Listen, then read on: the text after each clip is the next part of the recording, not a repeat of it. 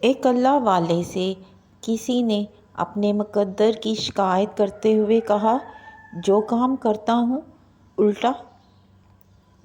کرتا ہوں الٹا، میرے تو سارے کام ہی الٹے پڑتے ہیں۔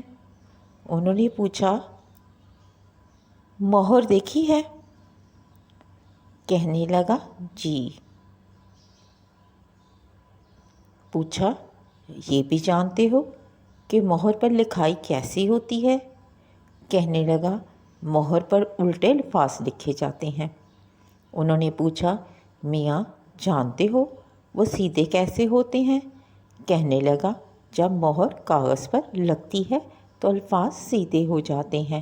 آپ نے فرمایا، جس طرح مہر اپنا ماتھا کاغذ پر ٹیکتی ہے تو اس کے الٹے الفاظ سیدھے ہو جاتے ہیں، اسی طرح تو بھی وضو کر کے مسجد جا اور اپنے مالک کے حضور ماتھا ٹیک، سجدہ کر، تیرے بھی الٹے کام سیدھے ہو جائیں گے۔